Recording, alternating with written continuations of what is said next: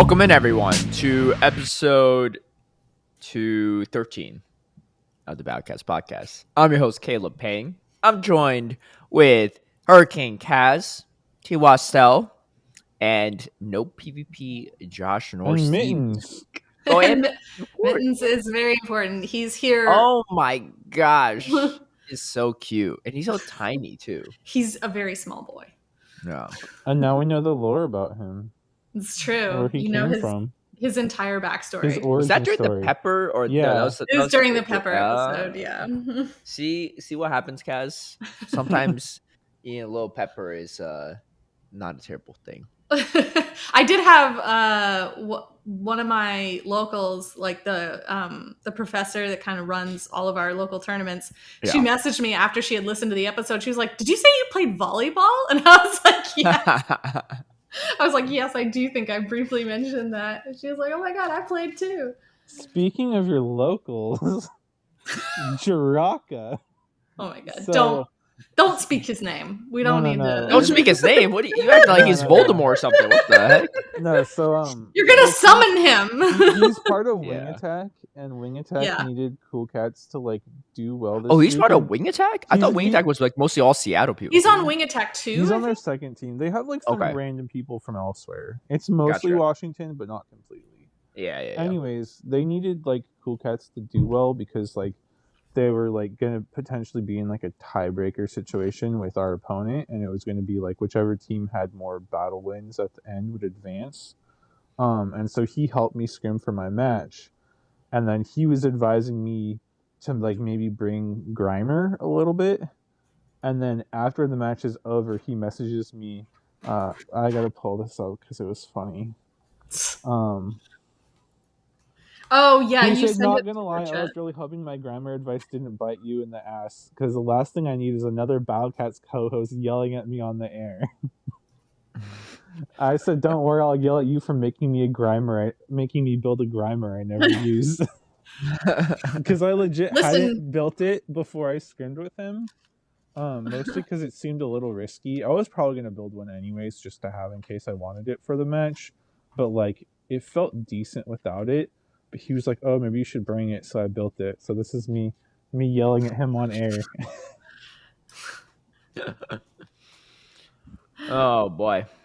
Anyway, sorry for the later post of the last episode. We recorded it technically on the Friday instead of our usual like earlier in the week recording time slot, and then it took way longer to edit than I thought it would. I mean, there were 9 of us. So there's 9. Right, so there's 9 different like frames and everything like that I had to set up. But we also DC'd like maybe like 3 or 4 times. Yeah. So I had to stitch together not only 9 videos, but 4 times that amount.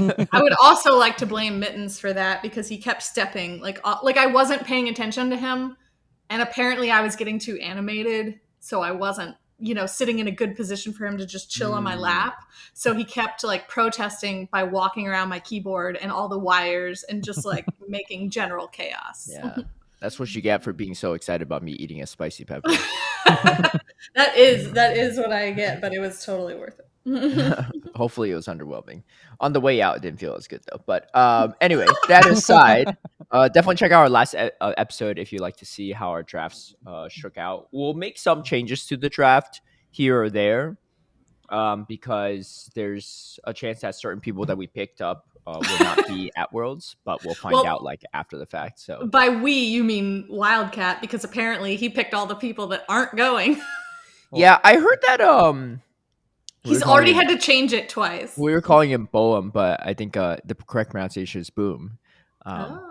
Yeah, thank you to Triptondo for making that correction. Thank you. But Boom won't be attending Worlds either. Is that for sure? Adib said that's what he heard, but I haven't heard anyone else. I heard something similar too. Okay. Yeah, I heard something similar, but again, nothing fully confirmed. I didn't hear from his mouth, but I did hear that he unfortunately has like a conflict or something during that same weekend. Okay. That's what I hear. Man, I was deciding between him and Philbeg too, and I went with him because I liked his chances better.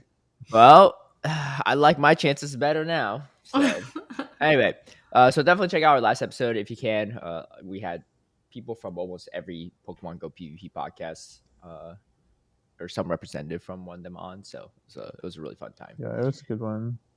All right. Yes. We have a bunch of events to cover, so let's Like fly a lot. Oh my through God. these. So They heard us all, like all the podcasts complaining about how many events there were, and they were like, guess what? We're gonna have more events and even harder too. yeah, I was laughing because on the last episode of BTW podcast before we recorded our draft, Wildcat Dad was complaining about, oh, there's too many events. I just want to have some like regular spawns for once.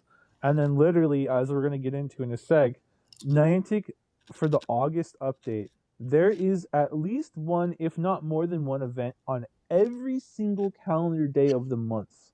Yeah. All 31 days have an event on them. Some days have multiple overlapping events. It's kind of ridiculous. Mm-hmm. All right. Well, let's get into this because I'm sure people that didn't get a perfect Zasha and Zamazenta will be happy about this because they are coming back into raids after the two of the legendary birds, Lugia and Ho-Oh. I guess Mhm. it's not really the legendary birds. They're like the legendary something else because the birds are the Kanto. I mean, they're still legendary birds, though. Yeah, I guess so. Is Yeah, Lugia a actually- bird? Yeah, it's a Lugia bird. is definitely a bird. It's on the whitelist. I don't even think it's a whitelist. I think it's just a bird. No, I'm Okay. saying my personal whitelist. Oh, okay. I thought you meant you like particularly. Oh, I whitelisted can't argue it with 'cause that. It was like a niche thing, but Nope. Um, Nope. This is I have my own personal whitelist of birds. Please ask me, everyone, about what it is. So the cool part here is we had the return of Zamazenta and Zacian during towards the end of August, but we also have the return of the crown forms on the 23rd and 24th of August. So you didn't have enough Mhm. crown form energies. Good time to rate those. yeah, the raids this month in general are actually quite good because you have Lugia, then you have Ho-Oh, then you have the regularization in Zamazenta on for a couple days, and then like you said, there's like 2 days of the crown forms as well. Yeah. And And we'll have Necrozma after Yeah. that. oh right, and Necrozma after that. Yeah. Yeah. And we have the week leading up to the Go Fest finale, so it's like the week between Worlds and the Go Fest finale. We have a raid hour on the 20th for regularization in Zamazenta, on the 21st for crowned Zacian, and on the 22nd for crowned Zamazenta. So not only are they going to be just in regular raids for a period of time, but they're going to have multiple raid hours. So if you need the XLs, or you need the energy, or you need a better one, or you want more shinies, you'll have a lot of opportunities to raid those again if you feel like Yep. you missed out the first time. I do feel like I heard a lot of people complaining about the shiny rates during GoFest. Like, some people were getting a bunch, a lot of people were getting Yeah. very. I didn't get a Very lot, but few. I think it was just bad odds. I don't think it was like anything crazy. I did about the counter same things. amount of raids each day, and I got 0 shiny Zamazenta, but I got 3 Zacian. So, question Okay. marks? Yeah. And then on the weekends we have Shadow Regirock, which is what it is, and then we have the debut of Eternatus on Eternamax. Wait, it's Eternamax Eternatus. Yeah, Someone trying to come up with some it's a tongue twister. special form of it. It's like a more powerful form that Yeah. Sounds like it. you It's like can't there's actually... Dynamax, Gigantamax, and then this Eternamax. special Yeah. Eternamax. Is this the only Eternamax Pokemon there is? I believe so. Yes, it's like basically my understanding is the lore is like somehow like I don't know if like Dynamax and Gigantamax Pokemon like got their power from Eternatus or there's some sort of connection there. I don't know all the main series lore, but it's like a super powerful like special Pokemon, and it's like in the main series games you can't actually have the Eternamax form in your inventory, but that's the like super powerful form that you have to fight. And then I think if you defeat it, you get like the regular Eternatus. Oh, so you can't have a Eternamax Yeah. thing. Correct, because it's okay. like so powerful. I know this is like a long-term question, but do we know if Eternatus will be the only Eternamax for eternity? I mean, Yeah, it I probably. think so. I think so because I mean, just based on the way the lore and the story. yeah, I'm because just, I I'm mean, just think messing. about how they introduced Mega Evolution in what was that, Gen 6? Yeah. And it's taken them a long time before they even revisited that. Like, because in ZA we're finally getting new Mega Dragonite Evolutions. coming. Yeah. So yeah, if they've introduced Eternatus in this very special form, I think that it's going to be a literal eternity before we see anything else get any kind A of literal eternity is what Kaz says. Eternatus form. That's what it feels like. Okay, Mega Raids, we have Mega Ampharos, Mega Slowbro, Mega Pidgeot, Mega Salamence coming back. So this all month. repeat ones, but if you need them, good Yeah. chance to get them. I'm actually maxed out on my Pidgeot Mega Energy. Of course you are. That's kind of crazy. I have 2 best buddies. Wait, how many? I got a question for you. How many 3-star or 3-stage Mega Evolution do you have? Like Mega 3s of Pidgeot? Wait, what? Like, because you had the Mega, right? like type like in Mega 3 and Pidgeot in your inventory. Oh, where's my phone? I don't even have my game open right now. That's fine. I have one that I have fully like best buddied, maxed out, mega leveled, maxed out. There's another purified hundo that I have that I'm gonna work on eventually. Yeah. So I think that probably you have the energy to use. I mean, you might as well at least do the first evolution right now to get the free evolutions over time, right? Mm-hmm. Wait, what do you mean? Because if you Mega Evolve at once, then like every 7 days, yes, for free, and then it's every 5 days and every 3 days once it goes higher level. Yeah, that reminds me. I need to do my Mega Evolutions too for free. I haven't done that in a hot second. Wait, okay. Random question for you guys. Because I was talking with someone last night. Type in age 0 through 365. Age 0. Wait, what? 0 to 365. Okay. And not at move. And CP 1400 through 1500. Not at oh my God. Move. It's basically how many double moved Great League Mons you've caught and built in the last year. Wait, and what was the last one? Not at move and then what? And CP 1400 through 1500. Wait, how do I? Wait, what? And nothing came up. I'll just send you guys the string. I must have messed something up and not at move because because I'm not not and then the at sign like email and then move. Yeah. Not at move or not at like third 3 move or something. is it exclamation point move? Well, yeah. Well, exclamation point is not. I guess. Oh! I typed in not. Not at move. Okay, I got it. I have 19. Is that low? I mean, I have 15, which is honestly less than I would have expected. Like, because that's only 15 things that I've caught in the last year that I like double moved for Great League. Yeah, but you probably made more things over the past year. It's just not stuff that you recently caught, right? Yeah. It's like probably that I like hoarded high IVs of some random thing that got buffed from longer ago. But like, I still expected it to be more than like 15. Like I thought it'd be like 30 or 40 or something. You're right. That's actually a good point. 14 is mine. I'd probably have more, but I forgot to mention this in the past episode. I forgot to play Quaxley Community Day. Like I was commentating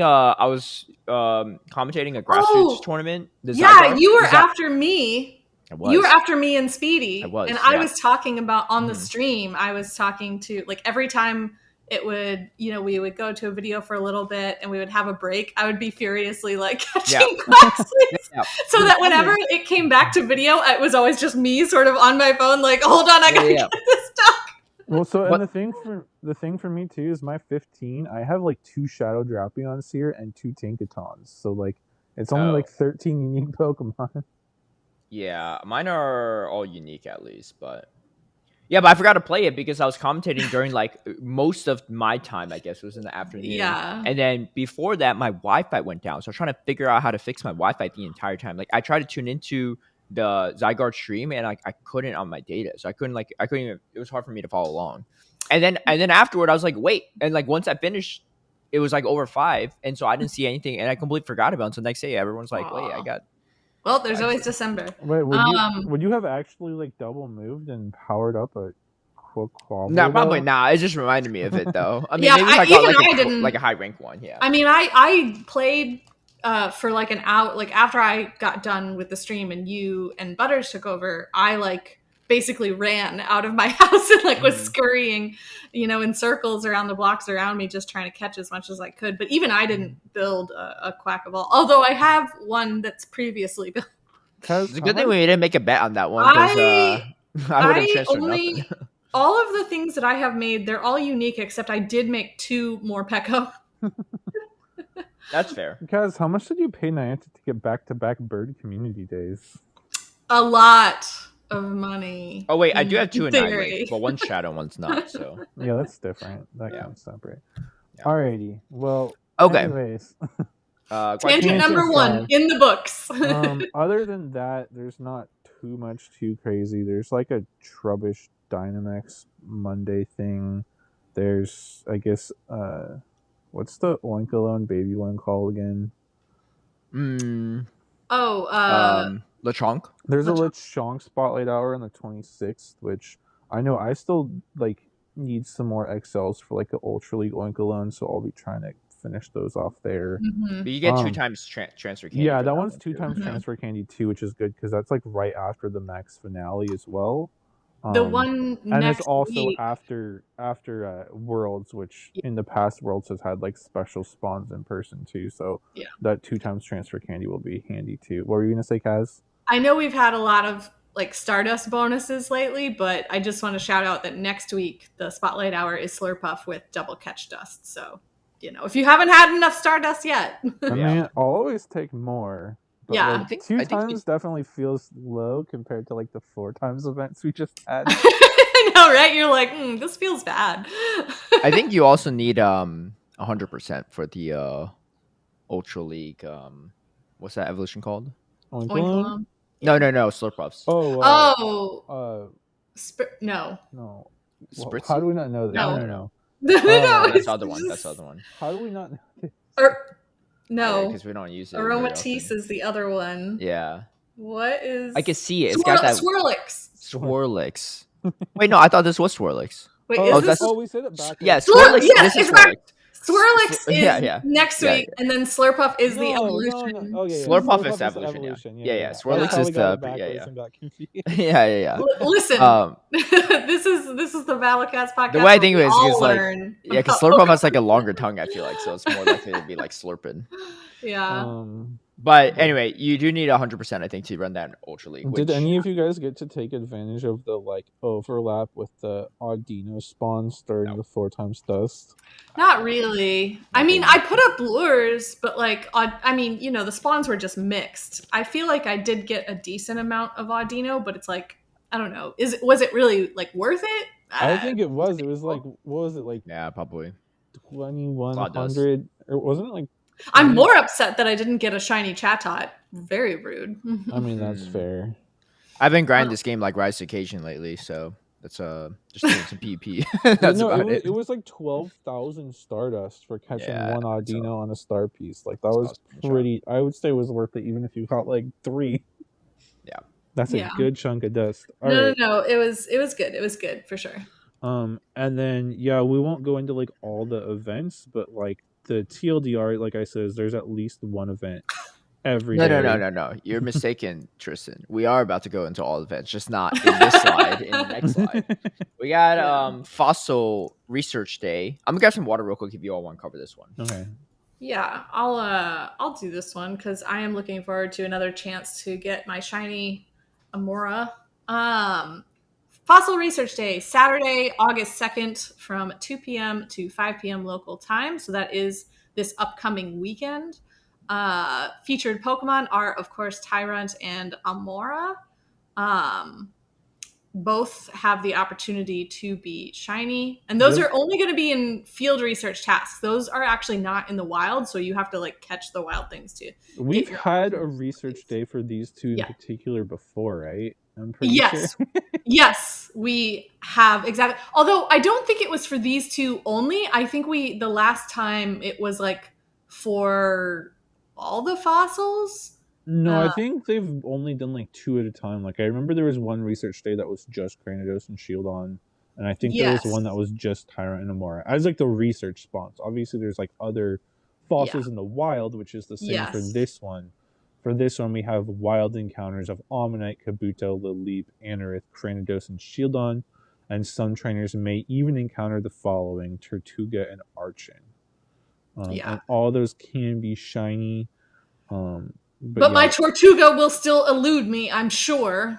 surely, because like, why would you get nice things? Why would I get nice things? Well, as you said, they give me 2 bird community days in a row, so they figure they're being nice enough to me already. Is Archon a bird? Yes. It's one of the first birds, obviously. Is Aerodactyl a bird? Yes. Okay. All right, On the whitelist. That is our fossil research day. It's just one of those standard research days where you just go around like getting the field research tasks. There is, of course, a paid timed research ticket for $2 or equivalent pricing in your, local currency. And the web store will have an extra ticket box also for $2. Yeah. Pretty standard with all of our events. Yep. So that is our Saturday event, and then we have a different event on Sunday. Which is the Gigantamax Butterfree Max Battle Day. So that is happening Sunday, August 3rd from 2 to 5 p.m. And what were you going to say, Kaz? Oh, I was just going to say how cool Gigantamax Butterfree looks. I love those giant teal wings. It's like my favorite color. It's very vibrant. I like the design a lot.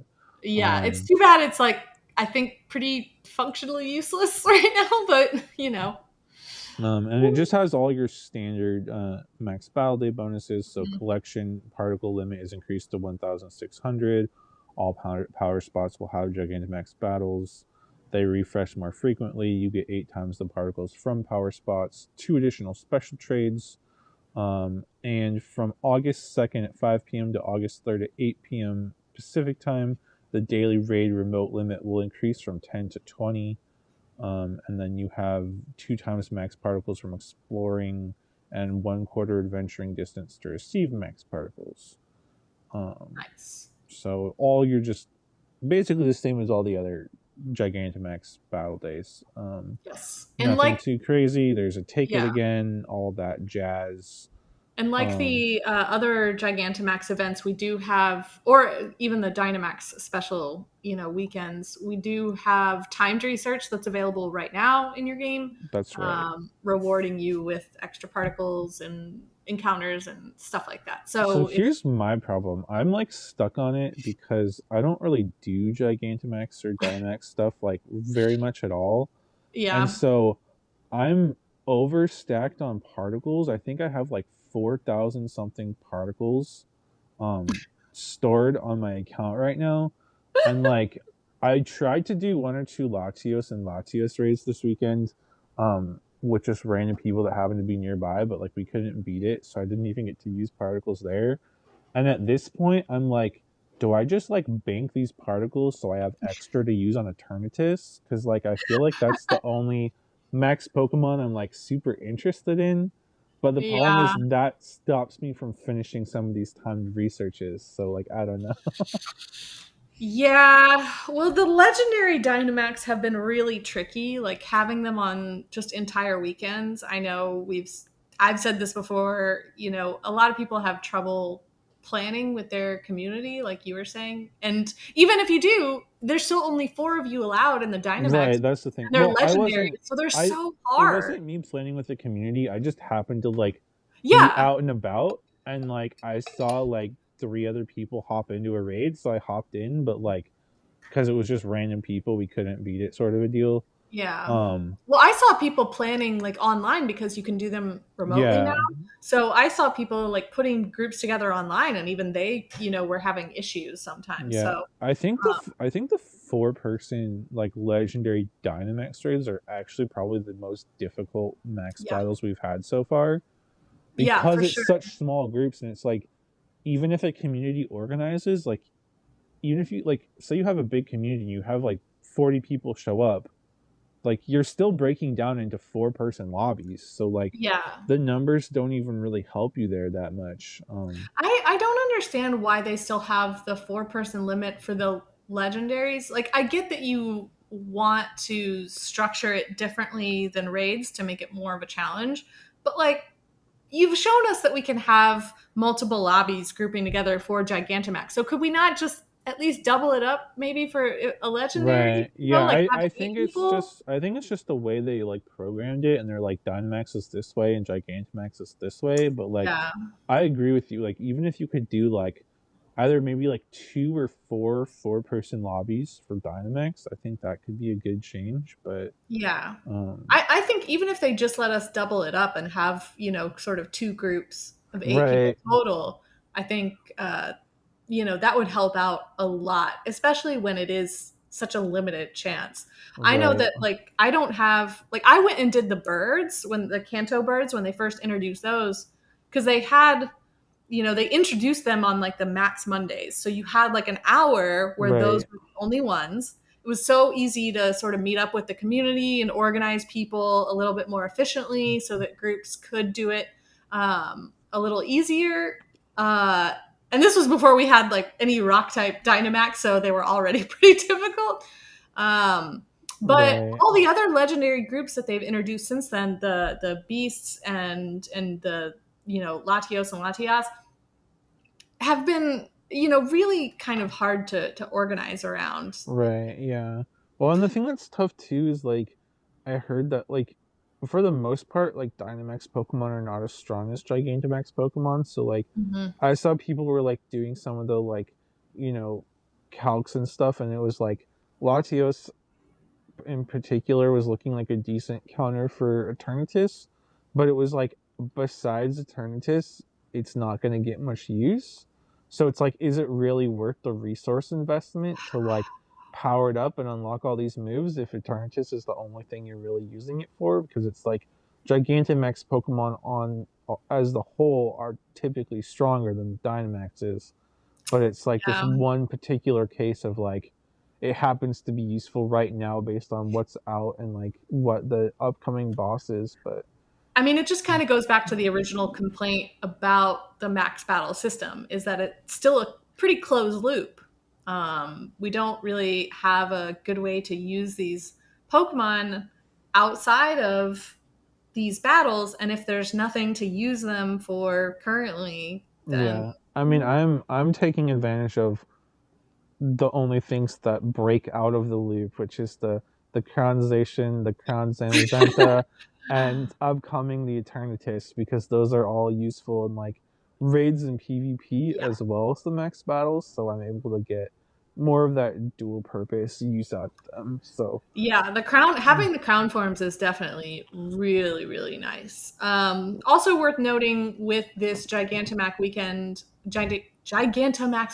I can speak, is that the RSVP planner will now be available for Gigantamax battles as of August 1st, when this sort of weekend starts. So if that's a feature that you've been utilizing and enjoying so far, you can now use that to take advantage of Gigantamax system with your community. well, I think part of that's nice is I believe the RCP feature means that like if you remote into something and you like can't get in, you can do a RSVP and basically start a new lobby and invite other people is I believe how it works. So I Oh, because I've seen that at least for like raids during GoFest, where it was like I wouldn't always get in. Like I'd be joining from the friends list, but it might be someone in like Japan or something, and the lobby filled up. But I mm-hmm. could then RSVP to a slightly later time and join that, and sometimes even invite other people. So like that might, if it works the same way, that is a bonus for people who are playing remotely because it gives them more opportunities to potentially join lobbies and fill up their own lobbies and stuff. That is very So cool. I could definitely imagine how that would be helpful for these events as well. Because sometimes I remember the last Gigantamax weekend I went to was the Lapras, and sometimes if you miss where the actual group is, even in person, it like becomes impossible to catch up to like where they are. Um, so yeah. that's really nice feature for remote raiders and in person as All well. right. Anything else worth noting, Kaz, before we jump on to our next event? I don't think so. This is I mean, we've had Butterfree as a Dynamax before, but this is our first like bug Gigantamax, so Yeah. So then our next event, which is overlapping with of course. Gigantamax Butterfree event, is the Sweet Swarm event, which is starting on Sunday, August 3rd at 12 a.m. to Wednesday, August 6th at 11:59 p.m. local time. Event-themed field research and time research tasks will reward encounters with the featured Pokemon, Combi and Swirlix. Both of which can be shiny. Combi, you can only evolve the female.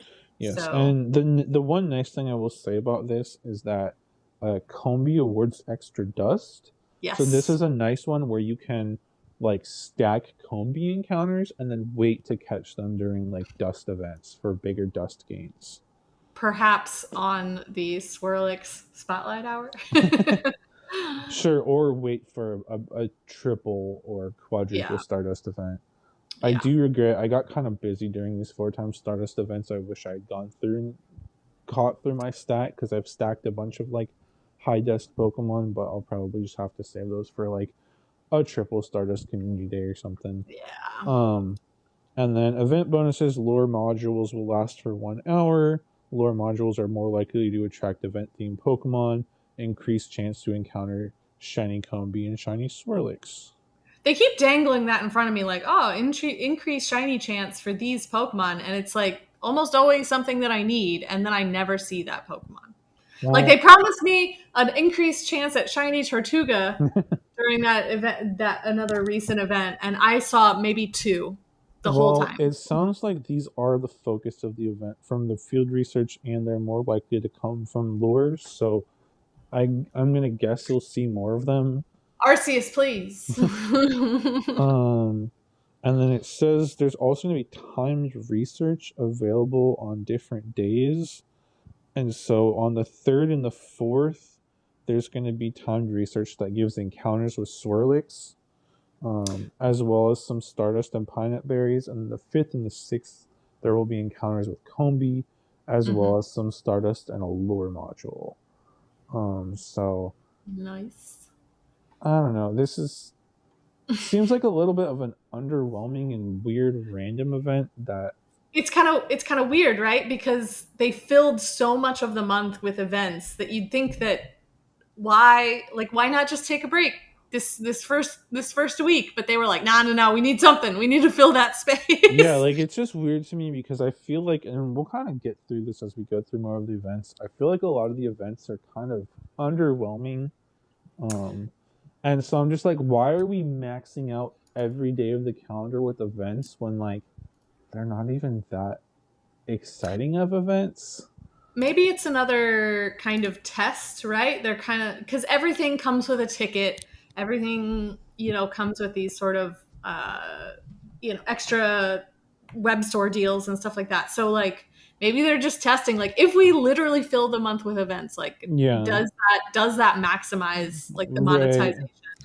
Look, I mean, I all just I'm gonna feel say is Scopely got some money to make back. So I just like personally, I feel like some of these events, maybe I would even play the game more if the event wasn't there and we had regular spawns. I don't know. But again, this one, the only thing I'm personally excited about is some dust from the Combis and stacking some Combis for bigger dust gains later. Yes. But I mean, I once again have my hopes up to get shinies that I don't have because I don't have any missing Combi. both? Yeah, I'm missing both. Wait, We'll see. We'll see how it goes. I have male Combis, but I don't have any shinies that I can evolve. Yeah, I don't have any at all. I'm also interested because like usually the occurrence rate of male combies is much higher than female combies. So That doesn't make sense scientifically though, right? yes, Wait. it does. Aren't there more? Aren't most bees No, female? queens No, are. you have like one queen bee and most of the hive is males. No, Yeah. no. What are you talking about? Most of the hive is still female. The males are just used for reproductive purposes. The vast majority of bees are still female. It's just that only a few turn into queens. I don't Look, think that's accurate. I watch a lot of Instagram videos on beekeeping. Okay, all right? okay. Listen, I'm gonna ask. If our anyone friend knows, Google. you'll know. No. It's I'm another asking our friend fantastic Google day right now. of saving the bees. Anyways, next think I up we misquoted that have the Cozy Companions event with the Yeah. debut of Snom.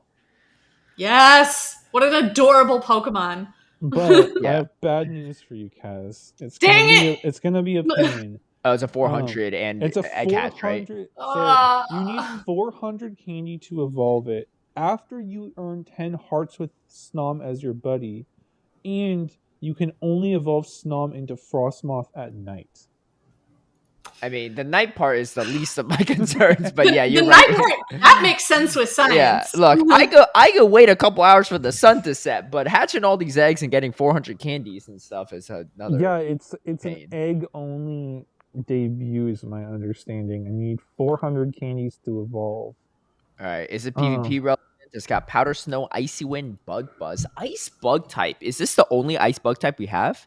I don't think I've ever seen. Probably. I think so. I think Which does it's give kind of it a cool that typing. quadruple weakness to fire, but it's also pretty Oh, yeah. squishy. mm-hmm. It is. We're talking like similar bulk to Gengar. Oh wait, that was Quadruple to fire and rock. Oh my god. Genesect, not Gengar. Yeah. Oh, it's bulkier than Gengar, but not by a lot. It's slightly bulkier than a Primeape. It's very similar to Primeape, actually. It's almost the same exact stat product as Primeape. So, not very. Actually, it's Yeah. a little bit less stat product if you do rank 1 versus rank 1. Yeah, But it has that's slightly higher attack than Primeape, a little bit more defense, and a couple less HP. yeah. I mean, I think it's a Pokemon that once again will have. I think a lot of these unique typings have the most play in more niche metas. yeah, not definitely. really an open. It's got open cool format. moves, though. Powder Snow, Icy Wind, Bug Buzz. Ice mean, Beam that's is a pretty good- useless after Icy Wind and Yeah. Hurricane. I mean, that's a good yeah, move I mean, set. I think Bug Buzz might be a little slow for a Pokemon that's squishy though. Yeah. But at least it does have the Icy Wind to like get some pseudo bulk, but it might just be a little slow to the Icy Winds considering how squishy it is. Yeah. But yeah, so we have the debut of Snom and Frostmoth. And then event bonuses, 2 times XP from hatching eggs, 1 extra special trade per day. For the first time, you might be able to encounter shiny Tandemaus. Increased chance of encountering Tandemaus from party play. And friendship levels will increase faster than normal through interactions. Cool. Hmm. I'm level 50 now. I don't need those. Okay, Kaz, I need the verdict on the bees. What's the situation? Most bees- You are actually correct. I know my dude. I used to have a bug cup, but I know a lot about bugs. Actually, a lot of bugs tend to be majority female. Like even ants too. Almost all the worker ants are all female. I think, but the male ants are used strictly for like reproductive purposes, and a lot of male bugs too also like don't last very long because they usually just get eaten up by the female after they like. Well, you did say with bees gotta that it's procreate. like only one becomes the queen. So I mean, if, Only like a couple. There's so like maybe that's still why the females are rare, is because they're the ones that do evolve into Vespiquen. well, yeah, I don't know. I mean, I'm sure people who made the Pokemon design could have looked into this beforehand, but they probably still decided to make less females in Pokemon for that reason. Yeah. But I that's why I was saying biologically it's weird because the majority of bees are pretty much female, which is why the bee movie is really misleading because like the main character is like a guy or something, but like he's acting like a worker bee, but usually those are all female. But oh my god, that movie is so weird for so many reasons. I haven't seen it, but I did see a video of it on like 10 times speed or something, and that was kind of crazy because it sounded like actual bees when it was happening. All right. Anyway, Anyways, and then we have some in my opinion, underwhelming wild encounters: Abra, Geodude, Carablast, Shelmet, Phantump, and some trainers may even encounter a Alolan Geodude. Well, you are right. They are underwhelming. And then in 7K eggs, we have Galarian, Farfetch'd, Pancham, Snom, and Charcadet. After the event ends, Snom may still hatch from 5K eggs. Is it egg locked? Yes. Oh no! Because I just read out all the remember all the underwhelming wild encounters.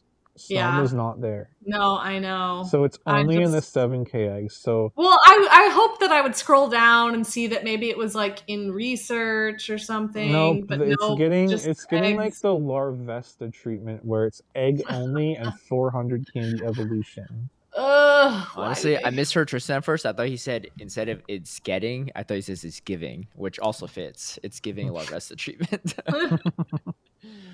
So also fun bonus fact, since we're still in this or we just got back to the bees, the actual encounter ratio in the main series games is 88% male, 12% female for Combees. I think that might be the same in Go, right? Maybe. Probably. Honestly, I mean, they probably come from the same base. We'll kind of check out. Yeah. All right. And then next up, we have the Munchlax Hatch Day on Saturday, August 9th. And interestingly, this is a 6-hour event, 11 a.m. to 5 p.m. I feel like a lot of the Hatch Days have been 3-hour events previously, but this one's a 6-hour event. Yeah, well, we don't have Steve. We don't have Steve here to look that up. if you wake up late and you're lazy like Munchlax, you got plenty of time to. True. And then you have Munchlax will hatch more frequently from 2K eggs, increased chance of hatching shiny Munchlax, double hatch candy, an increased chance of receiving 2-kilometer eggs from Spinning's Pokestops. I still don't understand why they can't just make it guaranteed 2K eggs during the event. And why it can't be like Munchlax is the only Pokemon in 2K eggs. Like, it's just frustrating if you have a limited time event focused on hatching. Like, why can't you just guarantee that every egg will be a Munchlax egg? Like, that drives me crazy. Not just hatching, but like literally, it's an event around hatching a specific Pokemon, and they're still not going to guarantee you that specific Pokemon. Yeah, like I remember there was a preview. I think it was like Riolu or something, where like towards the end of the event, I was trying to get like one last batch of like eggs to hatch, and then I happened to spin like 1 or 2 10K eggs, and I was like, well, this doesn't have the event mon, and I'm not going to be able to hatch a 10-kilometer egg and get another 2-kilometer egg after, so this is just kind of a bummer. Also, this brings up another complaint I have. Why can't we just like throw away eggs? Like, we can transfer Pokemon. Why can't I have the easiest way to answer both of your previous questions. They could make more money if it's not guaranteed. That's always the answer. Well, this is definitely a for-profit company, not a non-profit. So, I'm not really that interested in hatching them anyway, but I do understand the frustrations with that. However, people that love Munchlax, they'll be hatching them either way, and they'll probably get a bunch of random other baby. And there is a timed research that gives an incubator. It's like a free timed research. There's a paid. There's a paid time research too, that gives 2 times hatch Stardust. And then it also gives like a star piece, 2 super incubators, and more because they can't be specific. And then Kaz was saying there's an extended bonus. Yeah. At the very bottom, it says that there's a extended half egg hatch distance from Thursday, August 7th, 10 a.m. to Saturday, August 9th, 5 p.m. So before the event, this Munchlax Day starts, you will still have chance to get rid of all the eggs you might have. Yeah, I do like they've done this the last couple of times, and I think this has been a nice change for sure. Giving the opportunity to clear out old eggs in advance so that when the event starts, you can load up if that's an event you care about playing. I'll probably do this like casually because like I think I still need the shiny Munchlax, and like it can be nice to have like some Munchlax just to like low friendship fuck with people. because it's had some nice PvP play at times, but I'm not gonna Mhm. like go too crazy hard for it by any means. Yeah, same. And then I think the last one that we want to cover for this episode is the Ultra Unlock Origin Raid Day.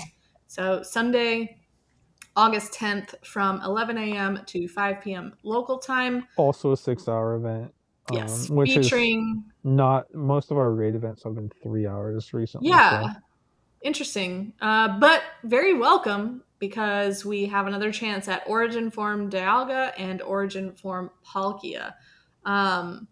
It's not guaranteed that they will know their special moves though, there's because that, and then I thought that maybe this event could have been like, oh, for the first time ever too during the 6-hour window, you can TM any of off your regular moves and teach your stuff roar time or spatial rent, maybe even use an elite TM for it. Oh, But heck Caleb, no. why would they do that when they There's can a make reason money? For this. There's a reason for this. I'm See, told. now we're on the same page. Now we get it. Yeah, so I know some think we people are always frustrated. got it. We just didn't agree with it. We just like to keep. It's just complaining weird about because it. this is like one times where like the move you just can't ever even elite TM. That's the weird part for me. Yeah. Because they could have done this. They could have given this treatment to like everything else, right? Like Sacred Fire Ho-Oh, right? Or Mhm. Arrow Blast Lugia. But they Right. didn't. You could elite TM those. And So even like other Pokemon with adventure effects don't have that for their special moves. Yeah. Like it's just these two, and it's frustrating because like I mean I think we all know people that have like gotten a hundo without the move, and they're like, well, crap, what do I Mhm. do now? yeah. Not It even says that it has a little asterisk, like it has these special paragraphs that describe the adventure effect, roar of time, and everything. And then at the bottom, it's like, Origin Form Dialga is currently unable to learn roar of time via any TM, And like an same extra, with, yeah, like an and, extra little poke in the wound. and same with Palkia, yeah. Mhm. yeah. Well, it's kind of how it is. And then we As- have a remote raid limit is being increased to 20 from Saturday, August 9th at 2 p.m. to Sunday, August 10th at 8 p.m. Pacific. 5 additional raid passes. I kind of wish they just said unlimited. Like 20 is not that much, especially because there's 2 forms, and then out of that too, what are the odds you actually get it with the right move, and then what are the odds it Right. becomes 100% on top of it? I don't know. I feel like they could stand to make a little bit more money by just making it unlimited. But that's I just don't know why. that's just they me. don't. They're like, we like money, we don't love it. Yeah, I know. I still need a good Palkia origin, so I'll be focusing just on those. I need both of them. Yeah. Every time that I've done raids for these 2 chumps, they're always terrible. Palkia Origin's really strong Master League right now. I played a lot of Master League this past weekend. I've been doing. It's one of my main asks for lucky trades when I go to like to play Pokemon tournaments and stuff, and like they've all just been bad. I got a bunch. If you still want some, might have the LA background too. Ooh, nice. We gotta get lucky friends though. Nah, just use your lucky trinket on me, It's a win-win. True. So of course, Caleb, we're also Caleb just doesn't want to send me gifts anymore. I've been really lazy about it. I will say. You used to be good. I used to get. Gifts from I've been you. through phases of my life. I used to be really, really on top of it. These days, I've literally just been opening shiny Dialgas until we hit Ultra, which we did. But I think I went like 4 or 5 days in a row opening his gift at 11:59 p.m. I'd have an alarm in there. Every time I'm like, oh shoot, it's 11:59. I need to open his gift. No. As per usual, there's also an event ticket and an extra box in the web store. So, yeah, I mean, it's another chance for these two. Hopefully, it goes well and everybody gets that hundo with the move that they so greatly desire. Oh, and it says increased chance of encountering shinies, as well as increased chance to get rare Candy XL from in-person raid battles. The increased shiny chances for in person as well too, or that's just in general? No, it just said in general increased Okay. chance of encountering the shiny from raids. I see. The in person is just for the rare XLs. That makes sense. Okay. So of all the events we've gone through, this is the only one that I'm like remotely excited about, if I'm being honest. That was like an entire 2 weeks nonstop of events. and I'm excited for a single day event. I don't know how you guys feel, but I mean, I like that we are getting, a new Pokemon. I like that these events, a lot of them feature shinies that I don't have yet, so it kind of is like something for me to look for, but like I'm not necessarily gonna grind them. It's just like, oh, that's nice. Yeah. I just think they're neat. Okay. Well, that being said, let's head down to the championship series because I don't think there's too much else to cover here. We have covered a lot of events. A few things. Do you want to? I didn't add these to the agenda. If you want to talk about it, Tristan, because I didn't watch Pokemon Presents yet. But that was like over a week ago, my guy. well, if I haven't watched it a week ago or now, then I haven't watched it yet, right? Did I say anything? Did I say it grammatically incorrect? No, but you're All making he it sound knows. like you're still gonna watch it, and I kind of doubt that. He ain't. Listen. You know who else hasn't watched it? Probably some of our listeners right now. So let's talk about it. What exactly did me and some other people listening miss? You missed Mega Dragonite. Yeah. Okay, I didn't have to. The watch entire that to internet knows about that though, trust because me, everybody was posting about it. So that's the one thing that what I would have found out about. Even Even if I was trying to watch it, I would have found out about it first. But the big one was they had Chris Brown on for a little segment. They like teased some of the like I think competitor swag and stuff for Worlds, but the most important thing is they announced that Championship Sunday at Worlds is going to be held in an arena. That's kind of cool. So that's pretty cool. Is there's an arena in Anaheim? I think it's like right by the convention center or even connected or something. I was going to say it has to be close because that's kind of wild. Because people have been planning to go to one place, and I think that asking them to maybe go across town would be a little strange. But I think that's pretty exciting, and will sort of take that like competition championship Sunday like esports vibe to that like next level of like it's not just in the convention center, it's going to be in an arena for the finals, which is it also makes it more like the main series games. That's true. Which is like you're always wandering into these big expansive spaces with your Pokemon and taking on some like gym leader or bad guy or whatever. So it will be very cool to see that in action. I'm ready to see Yokai take the championship again. That's funny because I'm ready to see Isaacson take it again. Well, that's funny because we've never had a repeat champion, so I'm sure someone fresh. Yeah, Staffordshire's out there excited to see Anacor take the championship. Yeah, with his Bastiodon. Honestly, that would be fine with me, right? Yeah. One, I mean, I like Anacor, right? He's a good friend. Two, he's not even on his own list. And three, I would also he'll get some nice cash money to help afford his ball. I would also be ready to see one Twastell take it as well. True. I would love Anacor to win Worlds and the next day have to go shave his head. Like people that didn't follow along the podcast would be like, man, this is the world champ okay? He really lost it. Man, by it, I mean his hair. That man is not good at making bets. Oh, absolutely awful. Absolutely. I haven't heard a single person that found out about the stipulation to that bet and was like, "Oh, Anacor, you have a chance here." Like, there's no. I wouldn't take that bet even if I could pick 10 people flat out with no competition. Right.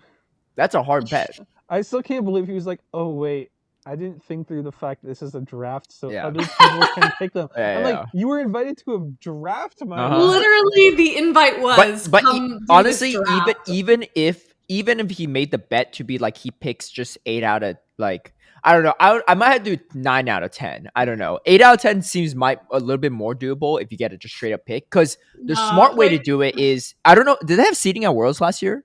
No.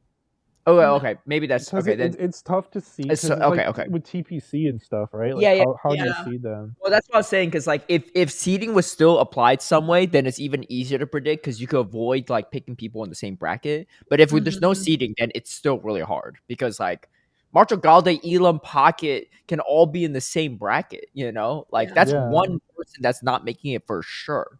Yeah, easily could be 2. maybe all. Your whole 10 picks could be in one bracket. Dude, Yeah. the moment the bracket drops, I'm taking a look at it real quick to see what Oh my my chance. You're just control effing for Anacor's picks. Dude, I'm gonna have his picks saved on my phone, like my background screen and stuff, while I'm watching the tournament. I'm just gonna be following along. Sorry for anyone that Anacor drafted. I'm not rooting against you. I'm rooting against Anacor. You know, that's how it is. Hey, if 7 out of the 10 you make it, I'm okay with that. You know. Also, speaking of the draft, it didn't click for me that Steve picked both Nighttime Clasher and Sustenance Eater. Yeah. So he's really leaning And on those pick a lot two of- teams. He didn't pick a lot of Aussies, but he picked 2 people that came out of from NA that went to Australian regional. So in a way, I feel like he's like still picking kind of. No, but local it's funny because he picked Ashton himself, Nighttime Clasher, and Sustenance Eater. So he's really hoping that those 2 groups make some good teams for Worlds. That's true. That's true. Yeah. Honestly, I feel like Steve's picks are like all picks that hit close to home for him. Like they don't seem unbiased picks at all. Yeah. Oh wait, let me double check to see what his picks were, because now I'm curious. Ash and Ash. Mung Me's kind of that's a smart one. I wouldn't say that's like one that hits close to home. That's just Sage and Park. Nighttime Clasher, he's interact with him. Emmy Weedle, okay, that one's a good one. Himself, all right. He picked himself in the top half. It's kind of crazy, but I feel like he could have gone a little bit later, because I don't know how many people. Nothing against C, but I feel like it would have been like a Anacor picked up from Stafford kind of. Kaz could have picked me way later too, I think. Yeah. I don't know. You got top 5 at NAIC. true. AV Rip, obviously, his close to home. Is it AV Rip or is it Av Rip? What's the verdict? I think it's Avrip. No, I think it's Avrip. I don't know. I thought they're usually capitalized, but all these are uncapitalized in this one. I don't know. I always forget. It's one or the other. When I was doing that graphic, I was like, I hope to God that you guys spelled these right. God's Llama's one, right? That hits close to home for him. Sustenance Eater. Yeah, he only has a couple that like aren't like really like unbiased picks. Not that they're bad picks, but they're definitely like, he has personal ties to them in some way, shape, or form. I don't think I have personal ties to any of these outside of Ashton Ash. What are you talking about? yeah, Ashton Ash don't even know him. Look, I'm a big fan of Ashton Ash, but he be using the and that's why you're the GOAT GIF a lot, right? Because I'm like, Ashton Ash, what the heck? I thought you used this GIF under one of my posts, and now you're using it on like 5 other people's. Like, what? He just has a lot of goats. I guess so. I guess so. Well, we all know he's the actual GOAT for PP Steve, so I get it. All right. So yeah, Championship Sunday in an arena. I am very excited to see how that plays out. Hopefully that'll be a cool spectator experience for all except for the select few that make it to Championship Sunday. Yeah. Another thing is Play Pokemon is rolling out a new mobile app. Yes. I haven't downloaded it yet, but I heard it's a little bit buggy. Well, we don't have access to it in NA until August 4th. Oh, okay. Maybe they're talking about Event Locator, just a website then, because I saw someone complaining about it. Yeah. So I did notice that they changed the Event Locator, and I'm not a huge fan. The UI isn't as good in my opinion, and you used to be able to filter for events up to 250 miles, and now they've limited it to 50 is the max distance, which I don't like because some people might need to look farther for events, and so it just makes it more of a hassle for no reason in my opinion. But yeah, Play Pokemon tweeted out introducing the Play Pokemon Access app, a new tool to support you along your organized play journey. Whether you're a player, professor, or parent, Play Pokemon Access can help you keep track of champion points, search cards, read news, and more. And like Kaz said, it's rolling out at different times for different regions, but it will be launching August 4th in North America and the rest of South America. All right, we had a technical difficulty, and we used to blame Twastell a lot for these kind of things, but now it's me. Now it's Kaz, and I don't know. and you try to blame your cats. No. It was definitely my cat during the draft because he was like walking around everywhere. Yeah, but right yeah. now he's in my lap, and I don't know. So what like, if it wasn't him last time too? I have to assume it was him. This is last like time, the way he this was is like running around. the modern day version of my dog ate my homework excuse. My cat stepped on some cord and shut down the My Wi-Fi. cat Yeah. unplugged my router. Well, last time he literally stepped on my keyboard, so that's what I thought. Like he had just like Control Alt deleted or something. You're just trying to send a message. Yeah. Yeah, somebody send me treats. My cat DDoS I'm Google desperate. Fiber. Desperate. My cat made my draft pick for me. Yeah, Tristan, if you don't win, that's who I'm gonna blame is Mittens. Poor Mittens, man. Getting blamed for everything. Listen, he gets plenty of treats. Yeah. I should blame you more, Cheggy. You don't like that. Who's the scapegoat of your cat, Caleb? Yeah, which one? Well, I don't really scapegoat them for much. Like if they're the only thing that like sometimes annoys me is if they scratch furniture, which typically is this one right here. She likes to scratch my chair. If you could see, it's like all scratched up here. Oh man. Yeah. It's yeah. Anyway. And the only other times is when they vomit, but that's definitely That on them, right? happens. That's not on me, you know. Yeah. So but it's just fur balls and stuff because they clean each other and there's no way of spitting out. So but yeah, no, I don't blame them for things that are out of their control like Kaz does. Anyway, what were we saying? If Anacor wins this bet, it might be the cat's fault. Yeah, when I bleached my hair, that was definitely my cat's fault. Yeah. Yeah. Anyways, there's an app. There's an app. And yeah, we don't know all the details of how it'll work yet, but it does seem pretty exciting, and hopefully it'll be a helpful tool that people who are interested and involved in play Pokemon can use to make their lives, more easier. Mm-hmm. Yeah. So yeah, stay tuned for that. That'll be released in the next few days. So maybe next episode we'll have some more details on how it works. We'll see, but just wanted to mention that so you all know that's out there and can keep an eye out if it's something you're interested in. All right. And then we have a couple deadlines as well for the 2026 season of the championship series. So registration will close on Wednesday prior to the event at 11:59 tournament local time. So that's important because I know we have some people that do some last minute registrations. Honestly, just avoid it by just registering ahead of time. That's the best way to do it. But I get it. Sometimes people aren't sure about their schedules, or some people just procrastinate. And yeah, but now you have to decide and sign up a little bit earlier, which I think is a good change because it's helpful for tournament staff in terms of some of their setup and like doing the bracket and all that sort of stuff. So it makes it easier on them. So I think that's a very good change because the way it was right now definitely made things a lot more challenging for them. Yeah. And then deck list submissions will close at 5:30 a.m. tournament local time on Saturday morning of the event. So these are obviously sort of regionals, not internationals. Internationals, I assume, is probably on the Friday, but I would double check just for internationals because that might be different. But obviously for regionals, they always start on the Saturday. Usually, I guess sometimes in some like LATAM or Oceania events are only just one day on a Sunday, right? Yeah. So I guess it varies. But anyway, probably likely is 5:30 in the morning of the day of the tournament. Right. Is the likely situation. So I get it. Last minute team changes happen a lot. So yeah. But yeah, it's moving it a little bit earlier because this past season I think it was usually 8 a.m. So they're moving it up to 5:30 a.m. So I can no longer wake up at 7:30 in a panic and change one member of my team, is what you're saying? Exactly. You would have. So for most people, it'll be make sure you lock your team before you go to sleep, unless you're planning on getting up real early to do some last minute tinkering. I know this is going to be a challenge for Auburn. I know.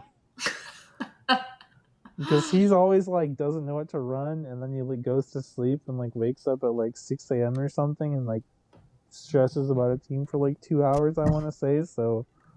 I don't know what he's gonna do now with this 5:30 deadline, but Dude, that man just needs to actually put in some work. He used to be one of the best in the world, and now he's still struggling to hit vet. I'm just kidding. I don't think it's that bad, but if he hasn't hit vet yet, it's probably because he hasn't been playing. But okay, I was gonna say, I think he just straight up doesn't play as much. yeah, No, yeah. he doesn't. Because like when Yeah. he was a lot better, like he was GBLing like constantly, and so like his mechanics were on point. Not that they're not, but also he just knew the matchups way better. Yeah. And then I think he's not been playing as much, and especially with there being so many more viable Pokemon in the meta, it's a lot harder to know all the matchups in general, but especially if you're not playing as much. Mm-hmm. Yeah, things change pretty quickly. Okay, well, that being said, that's going to do it for our championship series, and we have ourselves some grassroots events coming up. Devon World Championships. Yeah. World Championship Finals, I should say, is happening. And there's 8 total players competing. We got Ryblet, the reigning world champ from Season 1. C. Leonardo, always in a lot of grassroots tournaments. Jocko Loco, also plays a lot of tournaments as well, too. Strong competitor from Toronto. Out of Pocket, who we all know. Risecation as well, we all know. LNDS, Bernardo. Joey Can, and then final boss AJ. Joey Can's the only person I don't actually know of. Yeah, you Everyone know, else I've kind of heard of I was or gonna seen say, I already. don't know that name either. Not super familiar. Actually, let me look up their Draco Viz and see if there's any info on that. But for like official tournaments, but I mean, it could be someone that just plays more in grassroots, and that's totally fine too. Mm-hmm. Well, yeah, only played in 2 tournaments this year, actually. Milwaukee and then Portland. 33rd and then 49th in Portland. Nice. But the Devon World Championships is actually really interesting because there are a lot of pathways to earn that invite. Like I know Ryblet, C. Leonardo, like they're and I think Joey Can and Final Boss AJ, like they're just on really high on the leaderboards. Rise and Bernardo, like they actually earned their invite through the Gym Breakers circuit. Okay. Like there was a pathway through the Gym Breakers leaderboard, I think. Mm-hmm. And then Jackaloco and Out of Pocket both won their the like regional showcases they had, the showdowns. Jackaloco won the one for LATAM, and then Out of Pocket won both the EU and NA ones. So so yeah, it's kind of interesting how there were a lot of different ways that you could kind of be playing the game, and not necessarily consistently playing the Devon Cups themselves, but like still get to this final stage. Right. I mean, I do think that Gym Breakers does use the Devon metas, but sometimes it modifies them. So like, yeah, even if they're not playing like the official Devon tournaments, they're still playing in the same or similar metas. Yeah. So I guess that does make some sense. But that is interesting that you can qualify like that. Kind of a unique thing that we haven't really seen before. Yeah. And you've casted some of these tournaments already, Kaz, right? Yeah. Alpha Phoebe and I covered Out of Pocket's run of the North America International Showdown that they hosted. We just did Out of Pocket's run because we were going to cover the event live and like do sort of multiple people battling, but unfortunately, production showrunner got sick, so we ended up just covering the winner's run.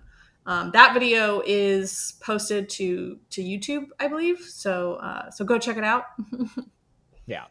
And do we know who's casting this Worlds event? Me and you. I'm asking if the public knows. I guess. Yeah, I think it's been now. We know now. I'm pretty sure it's been posted. Watch, it hasn't been. It has, not on their Twitter. Not on their Twitter, but I'm pretty sure that it it's will fine. be. It's not like we signed any NDAs or anything like that. But yeah. Well, we won't spoil any of the other surprises. Well, Steve is actually casting the other one of the other casters too. So Okay, after I spoiled one. Yeah, if you you can can spoil 2, I can spoil 1. Right? Okay, great. You know, if So if I will get in trouble, you're gonna get double the amount of trouble. So it's we like got it's 3 like out of if 4. we're like speeding on the highway, you're going twice as fast as me, right? But let's say we both broke the speed limit. The cops ain't gonna be running after me when you're going twice as fast as me, right? Like. Oh Like I might be going 70 in a 65, but you're going 140. Like, listen, I'll be all right. we got 3 out of 4 battle cats on the job. Yeah. So that will be taking place. So be on the lookout for that one. Curious to see how that one goes. I believe Hopefully Steve will be feeling better in time for this. That's true. Yes. And if not, I think that's why part of the reason that he said he didn't want to be on today is because he's like, oh, I'm very sick. I should take time to feel better before I have to actually cast something. Based on like what I've seen him say, like he's pretty sick right now. So like, yeah, I just hope that he recovers quickly. It sounds like he's got like a pretty rough flu. And so I hope, obviously that's just miserable in general. Yeah. So I hope he gets through that quickly, but also so he's able to, hopefully bounce back and be able to cast this like he wants and get into some of his world's prep and other stuff. So I know he said like, oh, like this sucks, but I'm glad it's now and not later, which is definitely valid. But yeah, hope Steve feels better soon for sure. Well, it's also he's got to come fly over for Worlds, right? So if that sickness lasts a little too long, that's not going to be a fun time for him. And yeah, I mean, he's got himself on the draft pick, so he's got to perform, So, speaking of other grassroots events too, we have Battle Frontier. Oh yeah, what were you saying? Before, I was just gonna say, so it looks like it's a double elimination bracket for this Devon Finals, Sunday, August 3rd at 5 p.m. UTC. Which is 1 p.m. Eastern, 10 a.m. Pacific. Yeah. And you can check their tweet if you need it in a different time zone. But so that will be this Sunday during Gmax Butterfree Day. It's true. I'm gonna have to hope some of the community is still out there doing it later in the day. And the Sweet Swarm event. Sweet Swarm. All right. Well, that being said, we have Battle Frontier Worlds still going on. We have our like elimination bracket essentially, and this is single elim, right? Yeah. Yeah. So single elimination. And these are the finalists. There was a group stage. Yeah, there's group stage. Yeah. Yeah, and these are all the finalists from those various groups. 8 groups of 5 teams, and the top 2 teams from each group advanced. Mm-hmm. And so now we're in a 16-team single elimination bracket. Yeah. There was some funkiness. There was definitely some questions and concerns and complaints about how the bracket was actually like flushed out. This finals bracket? Yeah, because it was like why? Apparently they like seeded it based on like game wins or something. And then made sure that a first place team was like playing a second place team in each pair, and made sure there was like no rematches in the first round. But other than that, it just seems a little funky because it's like teams could potentially get like rematched in round 2 if they both advance. And it also feels like all the top seeds are in like the top 4 pairs. So like even if they have a quote unquote easier round 1, the top seeds might play each other in like round 2. So it seems like it just, I don't know. Wait, what's the reason that they did it like this? I don't know. It's Battle Frontier. They do. Oh, well, I don't know if you like heard something else. That's why I was asking. Yeah, if they I don't know. They just said they like tried to seed it based on like game wins, which also in my opinion is sort of a weird way to do it because I didn't feel like all the groups were created equally. Because so some people with a lot of game wins might not be representative of their scene. Just because the groups were decided randomly. And so if you look at it, the top 4 seeds, because it was seeded based on battle wins, the top 4 seeds are from the same 2 groups. That's kind of weird. So like those groups were like more uneven in my opinion, with like 2 very strong teams and then maybe some not as hard opponents potentially, versus some of the lower seeds are the teams that happen to get dropped into a group with like 4 or 5 or 6 really good teams, where it was like more of a bloodbath, so you didn't get as many battle wins, right? It just seems like a weird metric to see based on battle wins when like the groups were sort of disproportionate in that regard. Yeah. Sometimes there's such a thing as too much math. Right? I mean, I personally would have preferred them do it just like a World Cup type bracket where it's like winner of like A plays second place of, I don't know, Yep. E or Yeah. something, et cetera, and then it's set up so that it's sort of just random pairings, so there's no like, it's just random, so it's like sort of fair in that regard, and then also so that it prevents there being a rematch before the finals. Because that's the thing too, is like there's chances for teams to play the same team from their group in like the quarterfinals or the semifinals based on the way the bracket was set up. And like it is what it is, but I like if not a big fan of that personally, but anyways, we have the top 16 teams if someone's able to read those off, and maybe the pairings. Sure. Yeah. Right now the pairings are set up as LU Vanguard versus the Nexus Fusion Flares, Brave Nerds versus Asian Zations Elite. Oh my god, tongue twisted. Tea and Pizza versus Elite TMs, Chicago Stars versus LU Origins, Phantom Claws Elite versus Doggy Academy, OPDC versus Tea and Pizza Hidden Powers, Blazing Bandits Elite versus LU EU Emperors, and Gochamaze Salad versus Infinity All Stars. Yeah, so I noticed something else is that Asian Zation Elites and Chicago Stars were both in the same group as well, which was one of the harder groups because it also had like Rock, Paper, Slark and Pogoats. So like again, it's that thing where a stacked group means both of those teams were seated low, and so just the way the pairings worked out, it just seems a little funky in my opinion. But at the end of the day, to be the best, you have to beat the best. So if you're going to be world champ, you're going to have to go through most of these top teams anyways. Yeah. Yeah. But And honestly, if you beat a top team early and you face an easier team later, like, hey, it is what it is. You just flip the order around a little bit. But yeah, like you still did what you needed to do. yeah, I will say though, for the teams that have like multiple in the same like finals, like Tea and Pizza Hidden Power and Tea and Pizza, those two wouldn't meet until the finals, so they make it that far. EU Emperors and Origin wouldn't meet until the finals. Wait, wasn't there another? Oh, but Vanguard would meet, but they would meet Origins at semifinals, which is still pretty late, right? If those two respective, and like Origin and Vanguard were in the same group. Yep. Oh, they And were. Then, wait, so they were the only two that made it out? Yeah, because it was 2 from each group, and Oh, then that's like kinda Elite TMs and Brave Nerds were in the same group. That's what I was saying. Yep. Those were the top 4 seeds based on battle wins, and they were from the same 2 groups. Interesting. Okay. Well, best of luck to them. Are any of these broadcasted or no? They haven't announced it, but they mentioned there was going to be something. Let me find the announcement they had. They said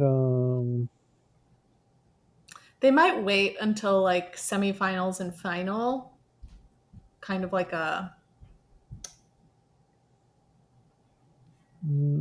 that way they don't have to worry about coordinating, because this is international. So like that way they don't have to worry about coordinating. They said we are planning to do some collaborative effort with a variety of content creators for Worlds.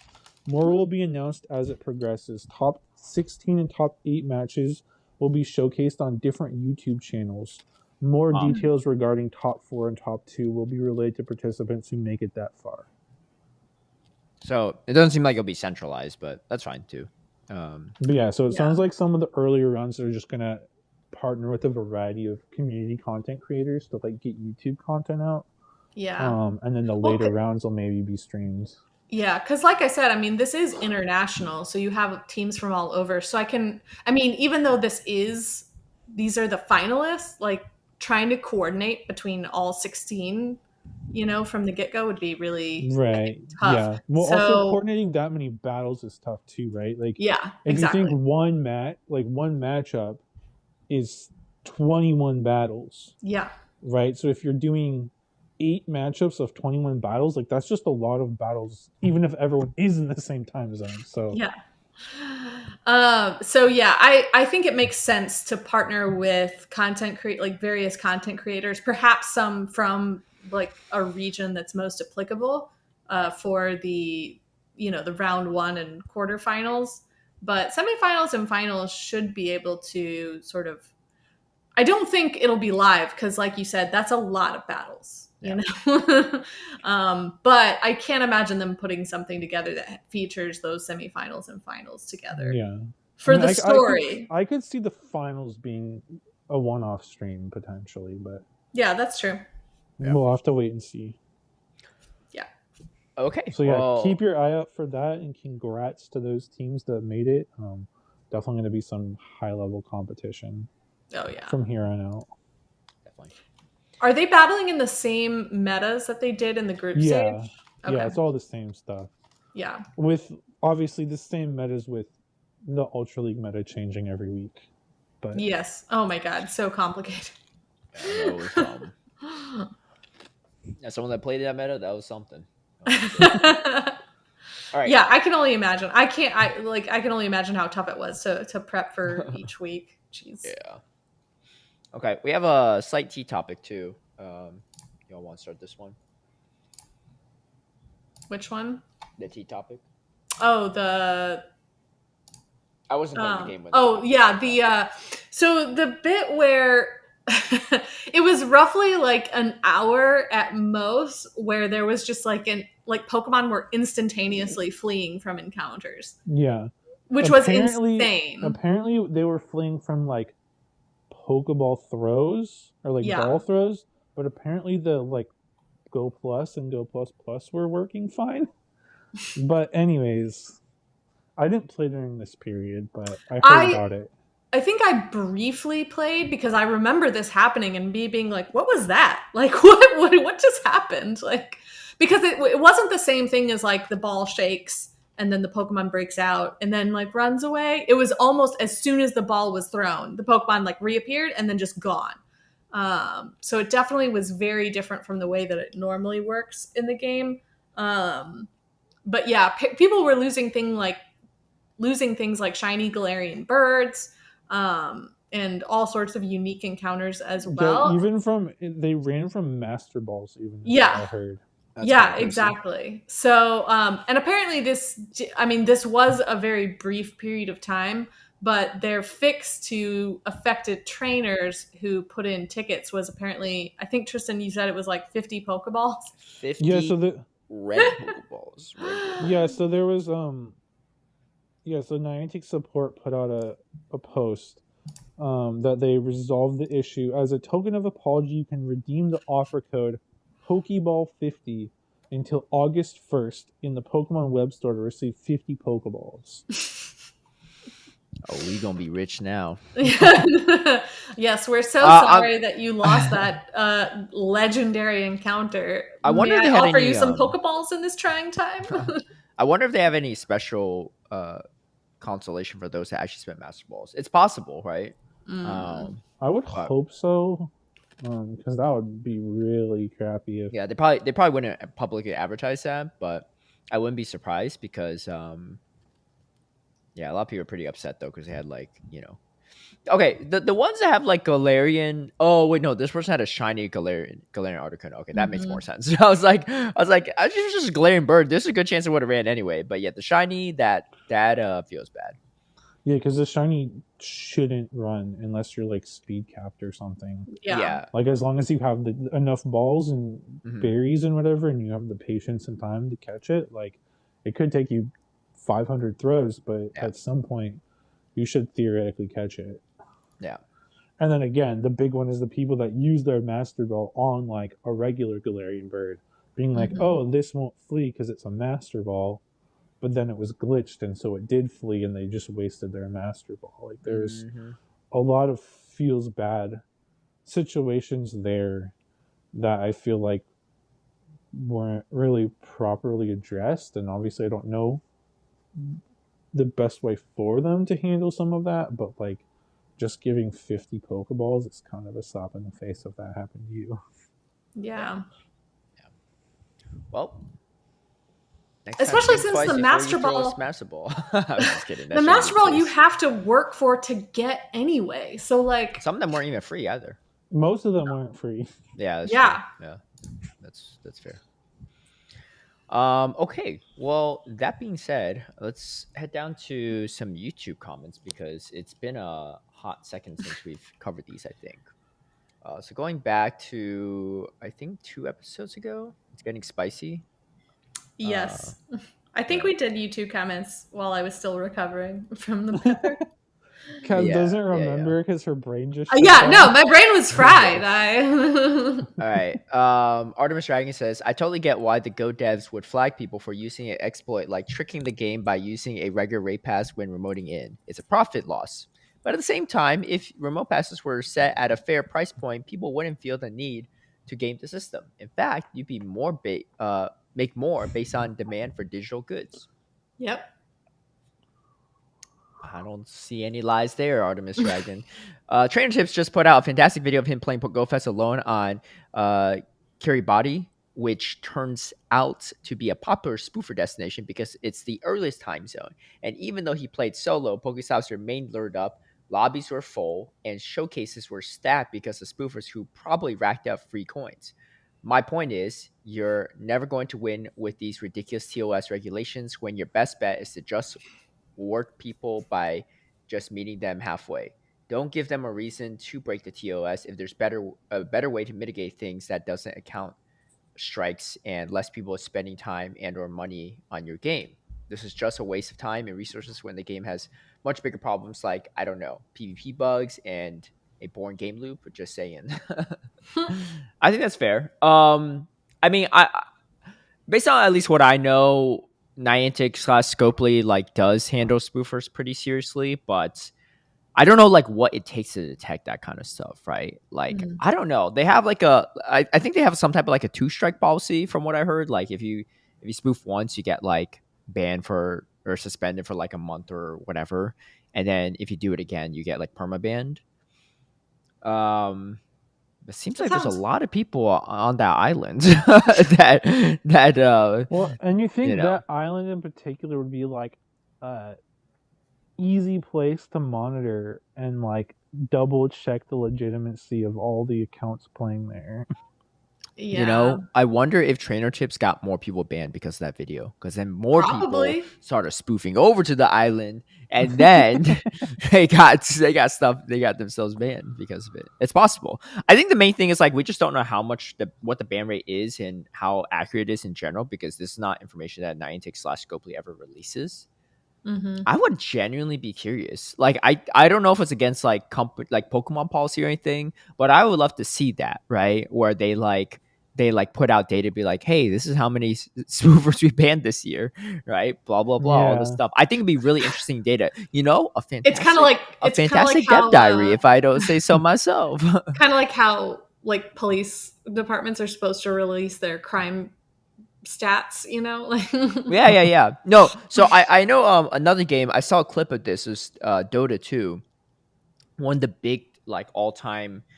I don't know if he's like very toxic or exploiting stuff or whatever, right? But he's like a very big streamer as well. Like broke a lot of TOS, I guess, within Dota, and so they were fed up with it, so they customized a gift box just for him, and he was playing on his stream. So he opens up the box, and once he opens it up, it was like a chest. Whoever he thought it was like a chest of like goodies. It came out. I think it was like coal. It was like, here's some coal. You've now been permanently banned from Dota 2, right? Oh my God. And he was streaming the whole thing, and he's like, "What?" And then he legit got his whole account banned. This was like a little bit over a year ago, I think, when I saw this clip on Twitter. But it was really funny that the devs went through that because they knew like he was a problem for like a while, I guess, and they knew that even though he's a big streamer, they're like, "Hey, let's make something funny out of this," right? It's like almost like you got like you got served in a way, but in a yeah, that's oh good. my God. That's good. All right, we got Yeah, and like I've been to like Santa Monica Pier, and like I've hopped in a raid there with like no one around, and it just fills up like right away. Like yeah. there's so many of these like spoofer havens, and it feels like there's not much being done about it, and like maybe we're wrong, but like it just feels like there's so many spoofers that are just roaming around playing the game with no repercussions. Yeah. And yet you only hear kind of the horror stories of people getting swept up into these like these bans who haven't necessarily done anything to earn it. So it's like, well, how do you, like you're saying, Caleb, it's like, how do you determine this? And like, why does it happen so erroneously? Yeah. When there's very clear, like, people who know how to, pinpoint these exploits, like Trader just put out that video and stuff. It's like, I don't know how they check that, but I think if I don't know what their system is on that, but I think if I were to try to ban a bunch of spoofers, like that was my main job, dude, I just check all the players' accounts that are playing on that island and be like, that's a great starting point. I feel like you have over 50% hit rate at least, More than that. Yeah, maybe over 80%. Better odds than Anacor has at Worlds, that's for sure. So, that's all I'm saying. All right, next comment we got from Shiny Hunter Ben. Thoughts on certain trainers calling out other trainers for not foreseeing /massive issues upon release. I mean, we knew there'd be problems, but certainly not at this scale. But sure, let's call out others who didn't want a pre-ban from Worlds without knowing how large the issues might be. I think this is related to like a post you had, Tristan, on an Arrow post. I'll let you respond. I mean, like, Morpeko came with its fair share of issues, and Iggy / is way more complicated. So to expect Iggy / to work perfectly or even decently well is pretty wild in my opinion.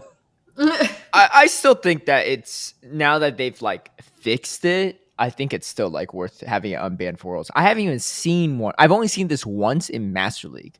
It was the day after they fixed this, so that thing was even more trash. Like, I don't know, this guy was just trying to exploit and like. I saw one today in the Fossil Cup, and I didn't realize even though it should have had every advantage on my team against my team, like it just doesn't. It's not good. Yeah, it's just not good. Okay, and so I was still able to beat it. Like last week, it was only me and Speedy that voted on if it should be unbanned for Worlds or not. Now that you've seen it in action yourself firsthand, would you say that you would still keep it banned for Worlds this year? I still would keep it banned because again, it's like a mechanic, a specialized mechanic, and I think that that's different than like just a general new Pokemon release.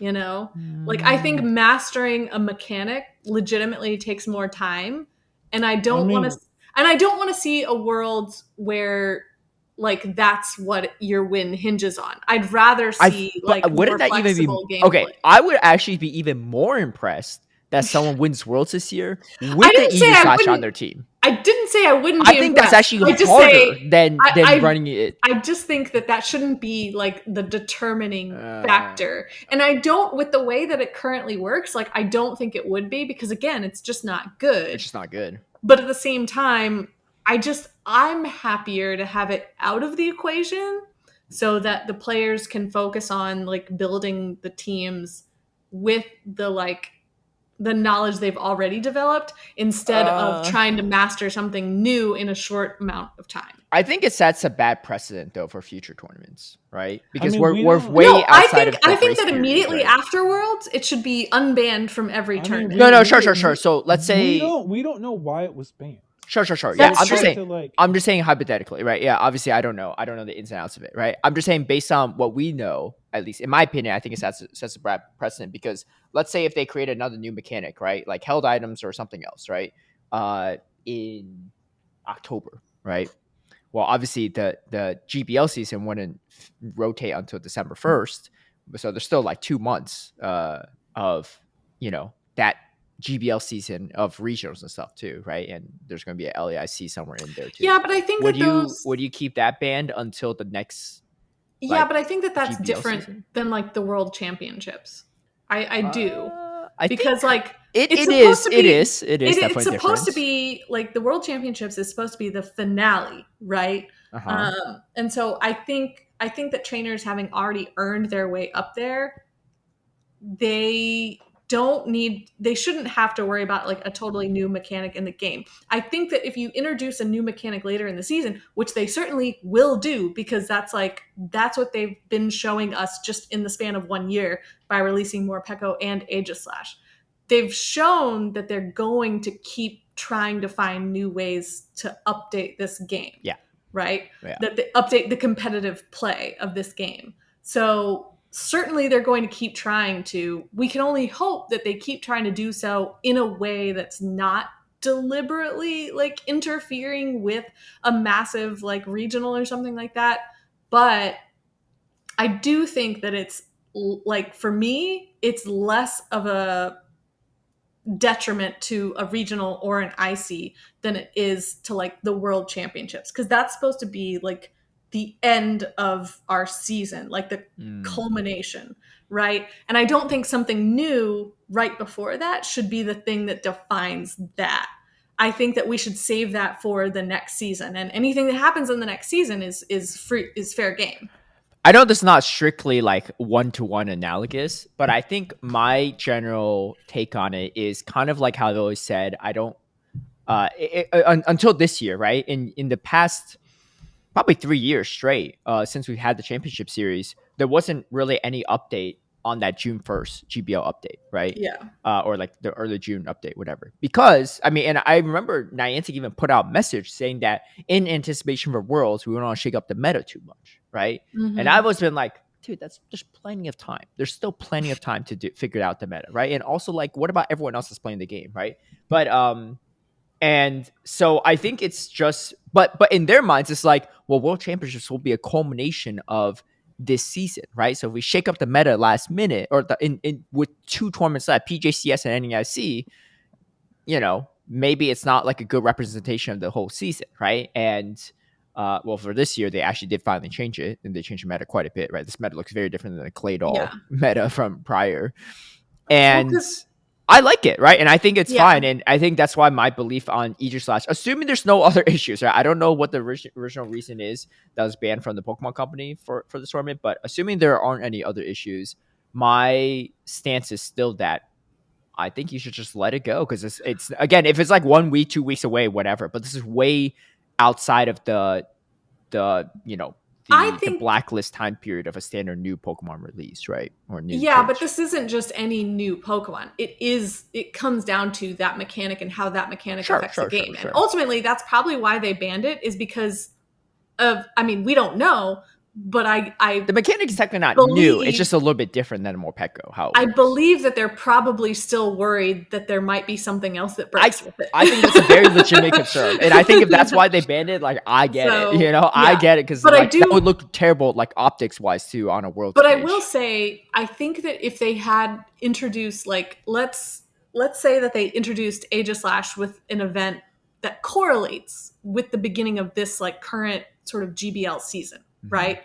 So that you have a 3-month span, which includes Worlds kind of at the end, like towards the end of it, right? And you introduce this new Pokemon, new mechanic kind of at the beginning of the season. I think I would feel differently if that were the case. But ultimately, like in my mind, I think that just a few weeks before Worlds is too tight. I think it was like 3 weeks before Worlds. So like 1 week over that 2-week eligibility. But I mean, it's a 2-week eligibility for a reason, right? You can't be like, well, it's close to 2-week eligibility, right? I mean, I get what you're saying, but if it was at the beginning of the season, I think I would feel differently. Like, I think I would say, like, okay, well, if it were at the beginning of the season, by the time we've gotten to closer to Worlds, there are no massive game-breaking issues with it, then I think I would probably feel like, just let it in, That's interesting.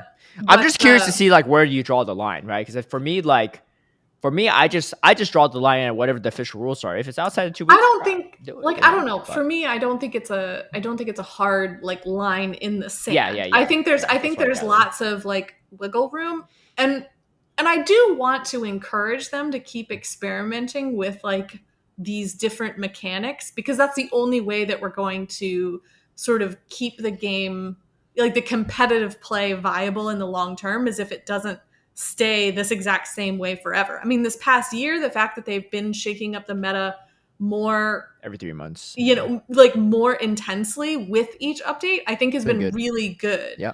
And I definitely want to see more of that. But I also do want to keep seeing them experiment with other things, like you're mentioning, like held items, like perhaps abilities, perhaps even a third charge move or something like that. Like something that will kind of change the way we actually play instead of just the meta we're playing in. I do think that I understand your viewpoints. Obviously, it is banned, so it is what it is, right? But I do think that there will come a time down the road, who knows, next year, 2 years, 5 years from now, where they do release a new mechanic and it's unavoidable, right? For like Worlds. Let's say like I think that's definitely true. year Worlds around the same time, right? It's July or something. They release held items. And there's just no way you could ban it because every Pokemon is supposed to have some type of held item, right? Mm-hmm. Then I was just like, well, you can't ban it because you can't stop all PvP from happening, right? So then that's a mechanic that everyone's going to have to learn anyway, right? No matter what. Yeah. And I'm not saying that I have no idea. I'm just speculating on random stuff, right? But I'm just saying down the road, this will come up. And I think I always am the firm belief that if you can't adapt to this, whether it's a week, 2 weeks, 3 weeks, 5 days, whatever, from a tournament, then you're probably not gonna like deserving of winning it. So I'll give an example. Those halfway metas, really good examples, right? Rise-Cation, he won the halfway meta. It's the Broly tournament, right? With Goliath spot was kind of broken for him, right, on that one. And then was it Corlash? I think that won it as well in Brazil. I think you're right. Yeah, but so for those, dude, that turnaround is even smaller, right, than 3 weeks for an Aegis-Slash. Obviously, it's not a new mechanic, it's a new meta, but like... but you're just talking about Pokemon. Like, you're just talking about Pokemon. Aegis-Slash is just a Pokemon to me. A pretty bad Pokemon based on what I've seen, at least. It is pretty bad. I was like, I was playing it in GBL against it, like I said, and I'm like, I should not be winning this. Look, that's like if for some reason we're able to use a Eternatus Eternatus in Great League, and it's absolute trash, right? But it's the first time we can use the Eternatus, right? I think that you're right. I think that as we continue down this path, like the window will get smaller. That's unavoidable. Yeah. But I do think that for right now, there's still enough concern for me that I'm like, nah, let's just... I think legitimately, let's just not worry about it. If it's bugged, if it doesn't work consistently, all that stuff, I think those are very, very legitimate concerns. I think that's what the concern is. It could be, yeah, and it could be. It really could be. I don't know. I don't have insights on it, right? Morpeko got banned, presumably, right? Yeah. Well, yeah, but we were seeing that even in GBL how bugged it was, right? Like when it was banned. Whereas right now, I mean, again, I haven't seen it outside that one time I saw in Master League. It doesn't seem bugged. It just seems pretty bad, right? So, when I was it's like, do we know all like that it's completely bug free? Like, I don't know. Well, there's no one fully knows, I guess, right? Unless you have like back end data. So, no, I have to assume that that's the reason that they banned it. It wasn't it wasn't because of any concern about the integrity of the competition. I think it was concern about the integrity of the game with this thing that they had introduced. I think that's the main fear. My whole POV though is just assuming if it's not bugged. Obviously, I don't think anyone would want it allowed if it's bugged, right? But assuming if it's not bugged, my take is still that it should be allowed. Now, we obviously don't know, all that information ourselves, so it is what it is. Yeah. And at the end of the day, it is banned. Unless... it'd be crazy if the Pokemon company unbans it like last second. that would be crazy. That would be actually insane. Just unban it on the Thursday. Dude, that's like starting a fire in the fire department. they ban it the Thursday before Worlds, and they give it something like something actually crazy and good, like Hex or Shadow Claw or something like that. It'll be an interesting Worlds. That's for sure. That is how we break. It honestly would feel like something like an NAIC where like the whole meta is like almost different, like only a few days before the tournament. But yeah. Anyway, all right. Let's. We've really gone on tangents here. Continuing on the YouTube comments from last episode, Triptana says, "Just FYI for pronunciation, Boom 20 is not pronounced Boom, but Boom. It's Dutch and / Flemish, so that's why." So I mentioned that earlier, but shout out to Tricondo for clarifying that. Unfortunately, it seems like we might not see Boom at Worlds, but if anyone has further information on it, feel free to clarify. But that's just something I heard. from some of the EU casters. Scorpic 13 says Stoke-on-Trent is the darting mecca of Great Britain. This was, remember when Anacor's like Stoke-on-Trent, right? But no one knew what the heck he was talking about.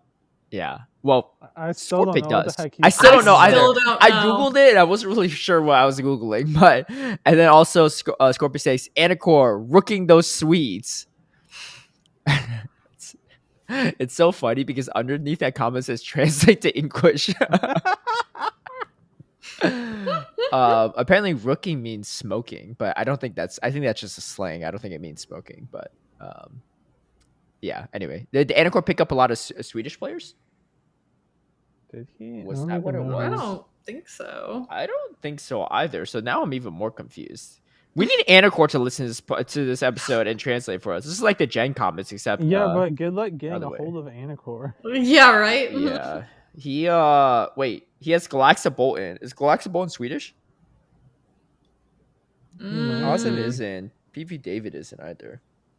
It literally could only be Galaxabolton, if anything. I don't know.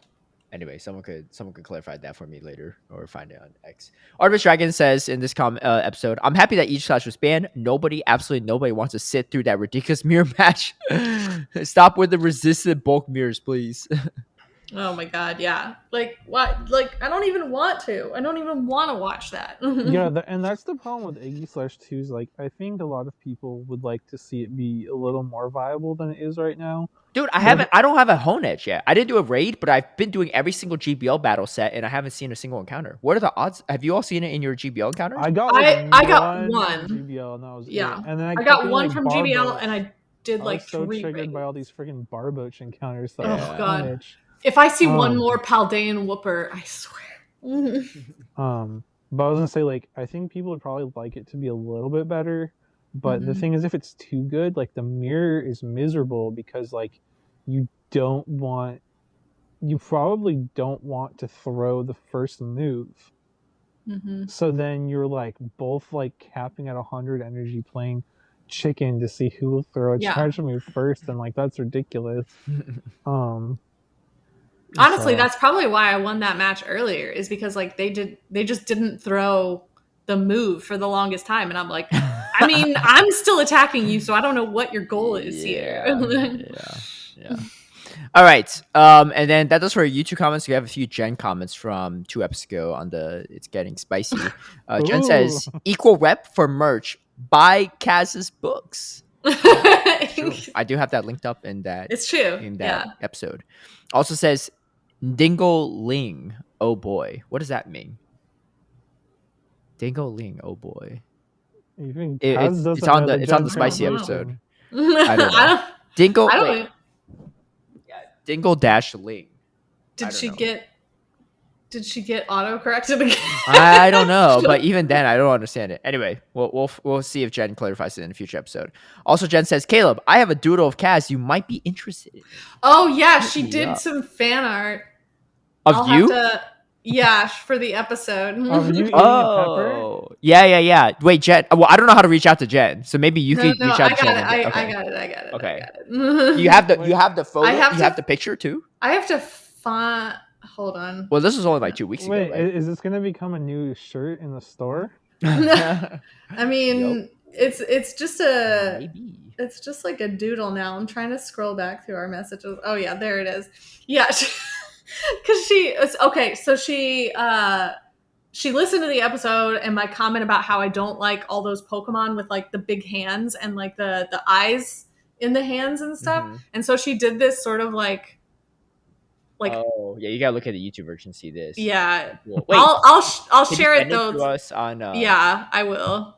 Okay. But it's of me with you? like multiple arms, and like some of them are holding peppers and some of them have eyes in the hands. Wait, this is a really good drawing actually. Yeah, Jen's a really good artist. Yeah. And that's just straight up a doodle. Doctor Strange. Yeah. Like Multiverse of Madness, but it's Kaz with peppers. It's a Alolan Machamp. Yeah, definitely. No, Jen's super good. I mean, one of the things when she came that would actually be a cool shirt design, not going to lie. one of the things that we did when she came to the Atlanta regional is we were kind of just sitting, watching the finals and everything, and just like drawing. Like she had a sketchbook that she was drawing in, and we were doing coloring pages. Like she's really good. Yeah. Nice. Yeah, send it. You don't want that on a shirt? We can make it happen. No, it's got the eyes for the hands, which I hate. You don't have to buy the shirt yourself. I'm just saying. Creepy. No, I would be legally obligated. Yeah, well, No, actually, Jen would probably buy it for you as a present. And then you that's very true. That's very true. She has been known to do that for all of us. She'd probably buy it for our entire bird nerd group, like so that everybody. And then you all one. go on a trip, and everyone is wearing the shirt, and you just hate every Yeah. minute. Oh my god. Do you think it looks better in color or no? I mean, right now it's just like line art, so Yeah. I mean, it would probably look fine on like a. You'd tee. probably have to do like a white tee with like the black line art. What if it's like line art is like it's all like black for the most part, but the peppers are in color? And maybe the eyeballs. Yeah, that'd be pretty solid. Actually, maybe the as a bird on the design. shirt. Yeah. Okay. We'll talk it through and see if we can make that happen or not. I have to ask Jen. It's her work. True, Jen. Yeah, that's right. Jen, do you want to see this on a t-shirt? We need your permission and maybe your artwork assistance. That's gonna do it for us. How many weeks out are we from Worlds? 2 now, just over 2, I think. 1. Oh yeah, 2. Yeah, so we'll have 2 episodes. 2 weeks. It's like we'll 2 weeks and episodes, like 2 days. Yeah. Mm-hmm. So we'll have 2 episodes, and then I'm wondering if we could just schedule the podcast after Worlds ahead of time, and maybe just ask our previous guests if they want to be on at that same time. Maybe record that same time on the same Friday, or like on a Friday as well, so we could. I mean, we'll have to see everyone. when people are getting back from stuff. Well, yeah, but I mean, this will be the Friday after Worlds, so almost like a full week after. So, most likely people will be back, but that's also very concerned. Also, I mean, I guess Steve doesn't.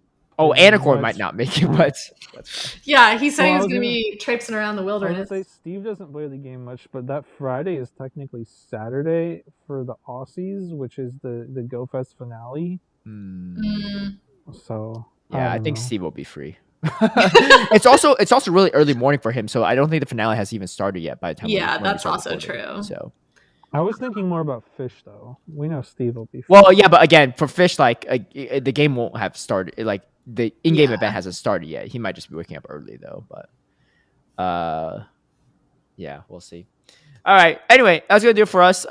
Thanks for tuning in. And if you haven't checked out our last draft episode, definitely give it a gander. And you could take a look at my hair, but this is not going anywhere after Worlds. That's all I'm saying. I mean, we'll see about that. Dude, those odds are so bad for Anacore. Like it's unreal. So you end up losing after all of this. Dude, that'd be crazy. I mean, historically, I haven't won bets against Anacore when it comes to hair bets, but like, I feel pretty good. With this one. He does have a pretty solid draft, though, I will say. Like, he picked pretty solid, but every single person I know that's seen it and found out about the stipulation is like, oh no, you're still cooked. So, yeah, I think he has one of the better drafts. But he does. Still need 8 out of 10. Yeah, still need 8 out of 10 is kind of tough. And like, I mean, I'm obviously biased, but I like my draft a lot. And then probably your draft is okay. I would say your draft is really good on the top end, but you have a lot of NA players, and there's no way all these NA players do that well, in my opinion. Like, it's just true. Like, nothing against Teddy Bear and Pranav, but like them making. Well, it depends on what you're going for, right? If you like, I don't think anyone's getting 8 out of 10 in there, but I was going for the most points. Yeah. Fair. I would not be surprised if you get more points than some of your early picks, though. Because your draft looked good last year too. You had Doombug and Lau Jeffs and like Colin Six and everyone on there. And quit saying that you like your own draft, Tristan. You need to like my draft because you're on it, and I want you to earn me some points. Your draft is actually pretty good too. Yeah, I like mine. I tried to balance mine out across like regions, but I did draft like a lot of friends. Like I drafted Ramberto, I drafted Jangles, but like I firmly believe in all of you. And remember, Tristan, if you had just picked yourself last year, you would have done a lot better. True. Yeah, you have a good vibes group for sure. I feel like Yes. I might have overdone it on APAC That's on how I mine like a little to. bit. That's how I like to live my life on vibes. That's fair. That's fair. I might have overdone it on the APAC a little bit. I think Pokemon Maker and Yakai are both really good picks. Teddiness and Gamebird TW are like super consistent in their regions, but like Mhm. part of me is kind of nervous that they're just like the best players in their regions, but like they're medium sized fish in a small pond, right? And they Yeah, like it's also perform it's poorly also a at Worlds, but big they're not like top it's cutters. also a big difference between like Yeah, the Asia like online qualifiers at home and like yeah. worlds in person. Like if you do well, you end up on like the stage. I mean, Like Teddiness is super consistent, right? He got like 2 second places and a first place from his region in the past 3 years. But like again, I think I tunneled a little too hard on those. We'll see though. I'm not like trying to like talk smack against Teddiness or Gamebird TW. Like they're both great players. I don't think I've met Teddiness, but I met Gamebird TW before at Yokohama, and we'll see. I mean, Yakai's like the only player from Hong Kong last year. He won it all, so true. It was Mhm. funny. So Battle Bill and HK Assassin were in the comments because they didn't get drafted. I They're thought like, Battle Bill got picked up from someone. I thought someone was going to pick him up, and because I looked through after he commented, I looked through and I was like, wait, no one picked. I thought someone named him briefly, and then like maybe they like traded him out during that period or something. I he don't was a part of the remember. trade, but I could have sworn someone said Battle Bill briefly, and then they maybe changed their mind after. Maybe. Yeah. But it'd be funny to pick one of them up now, especially if Big's not going. They're all fired up because they didn't get picked. They have the extra. extra fire under them. Yeah, Exactly. yeah. I think that's Strategic. yeah. I think that's fair. So Yeah, we'll I see. did end up with more NA players than I wanted, but like I felt like some of them just felt like for example, like when Wadaj was still on the board in like the 4th round, like he felt a little too good to pass up on. No, Like I that's mean I sort think of that's how, a fair pick. I think but like I did end up with SJ more. and Elite are both really good. I think you probably could have diversified in your last 2 picks maybe a little bit, but I don't know. I mean, I think Teddy Bear and Pranav are both solid. So I'm a little worried Vitorello's not going to Worlds because I feel like I haven't heard of this from this guy in like since the LEIC. So I'm a little nervous, but hopefully he's also from one of the regions that's a little bit you need a visa to go to US, so that's like kind of a pain as well too. Yeah. Like lottery system, I think. But Yeah, it'll be interesting to see how much this draft board changes in 2 weeks' time. yeah, Yeah, we're probably not I gonna feel post like the it's updates online, but we'll probably post it in our group and then we'll revisit it because I mean, I think like maybe we could post like a final updated version yeah, like maybe, on yeah. like the Thursday or Friday of Worlds, Yeah. but like we're not gonna like 5:30 a.m. on that Friday morning. yeah. but like we're not gonna be posting a new graphic every time one person. I'm we not find going to out make a isn't new going. graphic every Yeah, time one that person too, drops that out. too. So Yeah, that too. I will do like I did the update because we found out about it fast enough. Like I did that first one that I think like Wildcat Dad found out that someone wasn't going. I can't even remember who at this point. But he Yeah, like but now one of his other picks is not going, and I well was joking with. his second pick that he picked after the first one like also wasn't going. Yeah. So like so yeah, I I was think we'll have to wait. I was joking with him that he might just have to go back to Shadow Mimikyu Oh yeah, because he traded him out. I thought he had Magic Mesa at one point too. No, that was that was the one he swapped. Wait, was that Like, him that initially. swapped out, or was that Stafford that had Magic Mason? I don't Maybe remember. that's what it was. He did. I know he swapped out. Well, he could have only swapped out one person. He swapped out Shadow Mimikyu, right? So Yeah, I think Stafford picked Magic Mason and swapped him out, if I remember correctly. I think he did. I think that was still Wildcat that you're thinking of. I remember. Yeah, I remember something with Magic Mason Wildcat, but I can't. We have to listen back to the episode. But anyway, we're tangenting way too much here. Anyway, that's going to do it for us. We'll catch you all next week, and hopefully Steve feels better, and we'll catch you all maybe at the Devon World Championships.